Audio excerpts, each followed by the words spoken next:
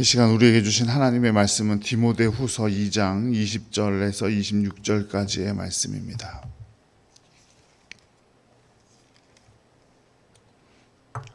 디모데후서 2장 20절에서 26절.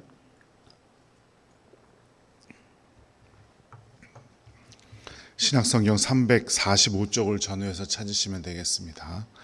함께 봉독해 올리겠습니다.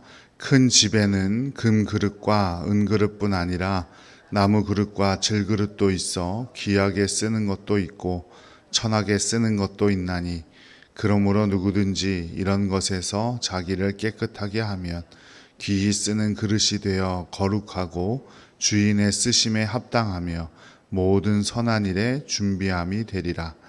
또한 너는 청년의 정욕을 피하고 주를 깨끗한 마음으로 부르는 자들과 함께 의와 믿음과 사랑과 화평을 따르라. 어리석고 무식한 변론을 버리라. 이에서 다툼이 나는 줄 아미니라. 주의 종은 마땅히 다투지 아니하고 모든 사람에 대하여 온유하며 가르치기를 잘하며 참으며 거역하는 자를 온유함으로 훈계할지니 혹 하나님이 그들에게 회개함을 주사 진리를 알게 하실까 하며 그들로 깨어 마귀의 올무에서 벗어나 하나님께 사로잡힌 바 되어 그 뜻을 따르게 하실까 함이라. 아멘.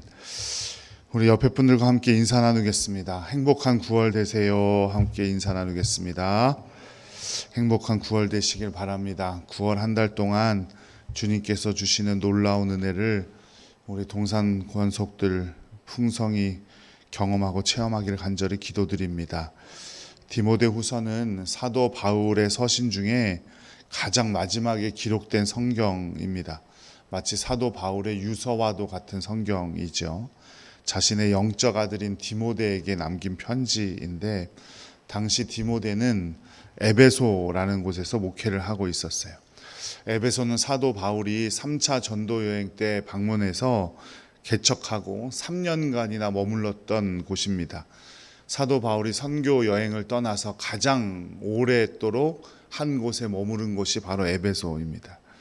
그리고 이제 3차 전도 여행을 마치고 예루살렘으로 돌아가는데 밀레도에서 에베소 장로들과 눈물로 헤어진 적도 있는 사도 바울이 그만큼 귀하게 여기던 사역지입니다. 그 사역지를 영적 아들인 디모데에게 맡기고 로마로 잡혀가 있던 사도 바울이 쓴 편지가 디모데 후서입니다. 디모데가 꼭 기억해야 할 목회적 방침을 알려준 편지이죠. 오늘 본문에서는 하나님의 택하심에 쓰임받을 만하게 준비해야 함을 말해주고 있는데요. 디모데후서 2장 20절을 읽을 텐데 뒤에서 자막을 좀 넣어주셔야 될 것 같아요. 이 앞에 제 모니터 텔레비전이 있는데 이걸 안 끄셔도 저기서 다 끌 수 있는데 이거를 또 친절하게 또 끄고 가셨어요, 누가. 그래가지고 네, 그래서 안 보여요, 제가 지금. 그래서 뒤에서 좀 조절을 좀 해주세요. 디모데후서 2장 20절 말씀 함께 읽도록 하겠습니다. 큰 집에는 금그릇과 은그릇뿐 아니라 나무 그릇과 질그릇도 있어 귀하게 쓰는 것도 있고 천하게 쓰는 것도 있나니.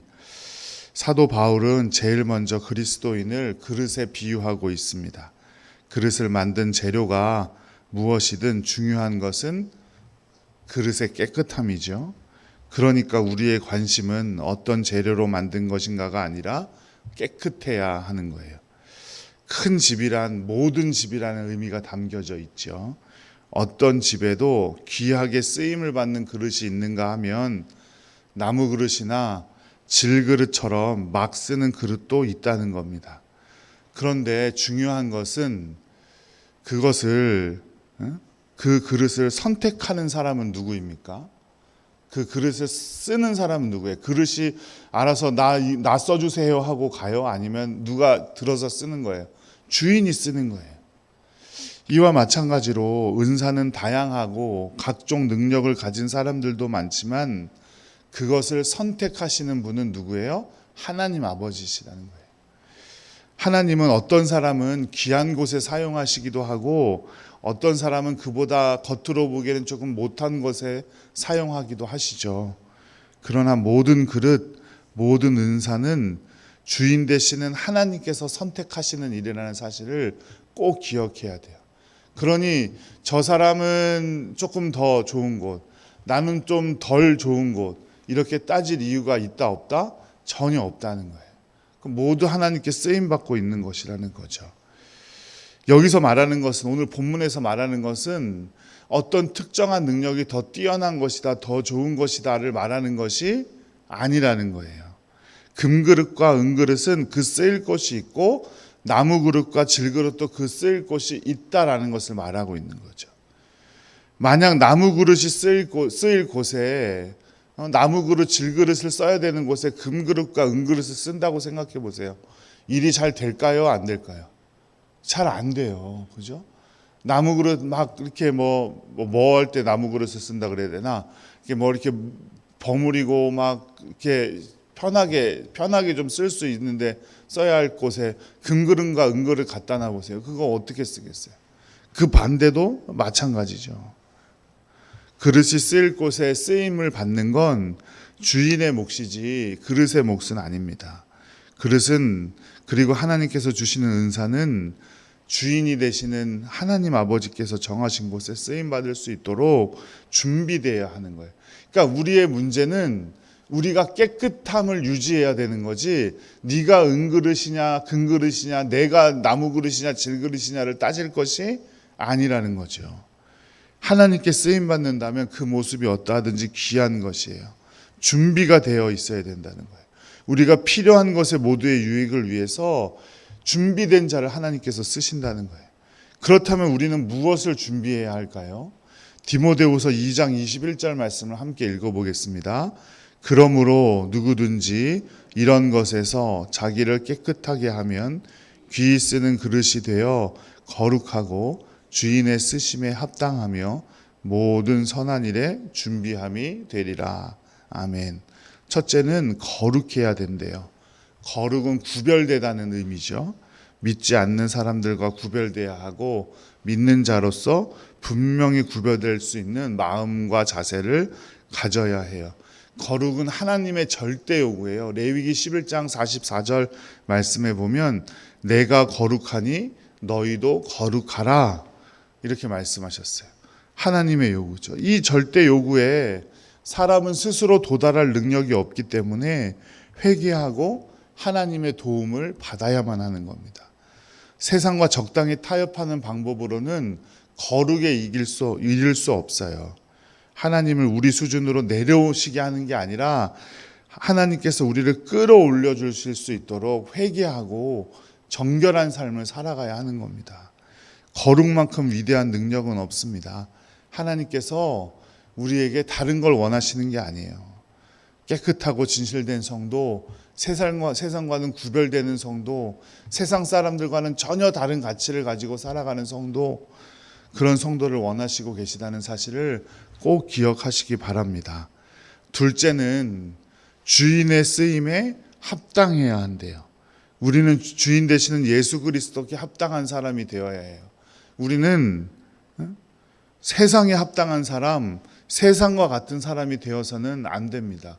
우리 주인에게 합당한 사람이 돼야 돼요. 그리스도인은 지위, 학식, 재물, 능력 이런 거에 상관없이 예수 그리스도께 합당한 사람이 되어야 합니다. 세상에는 이 모든 것을 갖고도 방황하는 사람들이 얼마든지 많습니다. 높은 지위에 올라서도 쫓기는 것만 같아서 초조해하는 사람도 있고요. 세상에서 부자로 살고 잘 먹고 평안하게 지내면서도 인생의 목적과 의미를 잃어버린 사람들이 있어요. 사람의 행복은 소유에 많고 적음에 있는 것이 아니라 인생의 목적을 분명히 하는 데 있습니다. 우리 그리스도인의 목적은 주님께 합당하게 쓰임받는 거죠.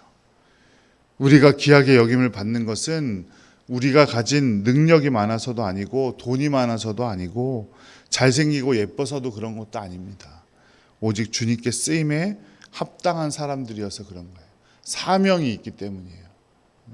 그 사명을 잊지 마시고 주님께 합당한 자가 되시기를 노력하는 우리 복된 성도님들 되시기를 간절히 바라요. 세상의 가치를 보다 우리 예수 그리스도의 가치를 먼저 앞세우고 살아가는 우리 복된 성도님들 되시기를 간절히 기도드립니다.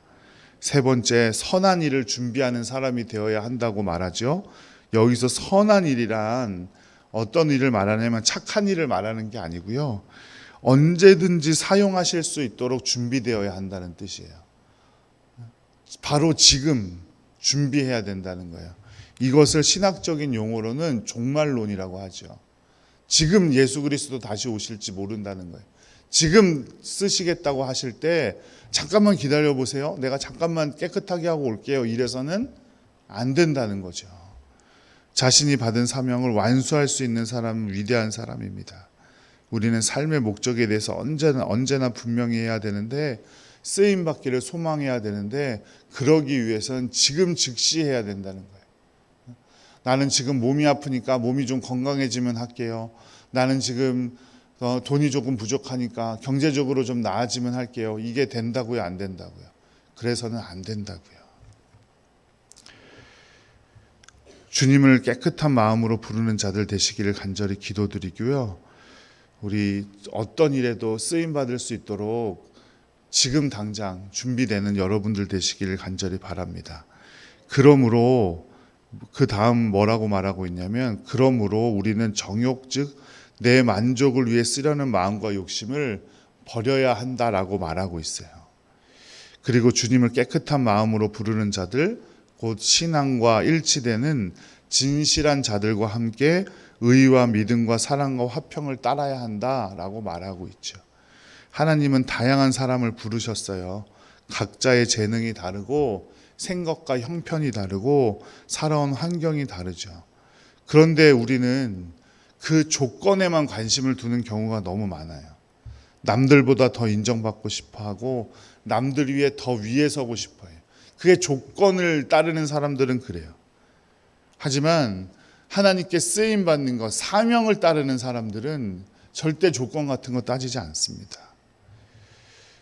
사랑과 화평을 따르기보다 조건을 따지기 때문에 자기 자신을 내세우고 높은 자리를 차지하려고 하고 갖은 방법을 다 사용하는 거예요. 그리고 우리는 무식한 변론을 버려야 한대요. 23절 말씀 함께 읽어보겠습니다. 어리석고 무식한 변론을 버리라. 이에서 다툼이 나는 줄 알미라. 무식한 변론이란 아무것도 모르고 떠든다 이런 의미보다는 자기중심적이라는 의미가 담겨져 있어요. 자기중심적인 마음은 다툼을 일으켜요. 다른 사람을 깔보게 되고 자신만이 맞다고 우기게 됩니다. 영적 교만에 빠져서 다른 사람을 당황하게 하고 분노하게 만들어요. 이런 길에 생명이 있을 리가 없죠. 자기중심적 사고를 내려놓기 위해서 사도 바울이 한 가지를 권면하는데요. 그게 바로 온유입니다.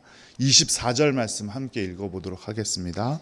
주의 종은 마땅히 다투지 아니하고 모든 사람에 대하여 온유하며 가르치기를 잘하며 참으며. 온유함은 그냥 이래도 좋고 저래도 좋고 그냥 무조건 용납해주고 착하고 이걸 말하는 게 아니에요. 온유함은 어떤 유혹에도 흔들리지 않는 강함을 말하는 거예요. 온유함은 부드럽지만 강한 거. 모든 것을 용납할 것 같지만 절대 불의에는 흔들리지 않는 그런 강함을 말하는 거예요. 다툼을 피하고 온유한 마음을 가져야 쓰임받을 수 있대요. 겉으로 보기에는 어때요? 나를 주장하고 자기중심적으로 내가 하는 사람들이 더 세 보일 수도 있어요. 하지만 온유함이 그 자기중심적 사고를 이깁니다. 그래서 사도 바울은 온유하라고 말하고 있어요. 거룩하게 되고 쓰임받을 수 있는 온유한 마음을 품는 것은 쉬운 일이 아닙니다. 하지만 그리스도인은 끝까지 그 길을 걸으려고 애써야 해요. 자신에 대한 깨끗함과 거룩함을 지키려고 그것을 포기해서는 안 됩니다. 제가 여러 번 말씀드렸지만 안 되는 거니까 안 하는 거랑 끝까지 해보다가 안 되는 거랑은 질적으로 다른 거예요. 우리는 안 되더라도 하나님께서 이미 우리를 의롭다 여겨주신 줄로 믿고 끝까지 그 성화의 길을 걸어가야 되는 겁니다. 타인에 대한 관용과 온유한 마음을 가져야 합니다.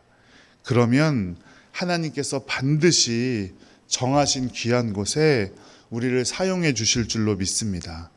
그 사명을 우리에게 주실 거예요. 하나님의 귀한 그릇들이 되시기를 간절히 축복합니다. 거룩함과 온유함으로 9월 한 달 능력 가운데 승리하는 복된 성도님들 되시기를 간절히 축복합니다. 기도하겠습니다. 사랑과 은혜가 풍성하시고 거룩하신 아버지 하나님, 주님께 기도드릴 때 진실한 마음으로 하게 하시고 오직 주님만을 의지하게 하시옵소서. 우리가 믿음으로 살아가는 것을 방해하는 모든 죄악을 주님께 고백하오니 깨끗이 용서받게 해주시고 주님께 쓰임받는 그릇이 되게 하시옵소서. 기도로 시작하는 이 9월에 주님의 놀라운 축복을 누리게 해주시길 원합니다. 사랑하는 성도들 어떠한 것에도 부족함이 없게 하시고 기도에 응답받는 귀한 한 달이 되게 하시옵소서. 주님께서 우리를 죄의 웅덩이에서 구출하여 주셨사오니 그 은혜와 사랑을 늘 감사하며 살아가게 하시옵소서. 우리 자녀들 이제 새 학기를 맞아 더욱 지혜롭게 하시고 육체와 정신도 모두 주님의 뜻 가운데 자라게 하시옵소서. 우리 사랑하는 성도들 이 시간을 기억하게 하시고 예배를 또 주님을 우선순위에 두는 9월 한 달 보낼 수 있도록 성령님 동행하여 주시옵소서. 우리 주님 나사렛 예수 그리스도의 이름으로 간절히 기도드립니다. 아멘.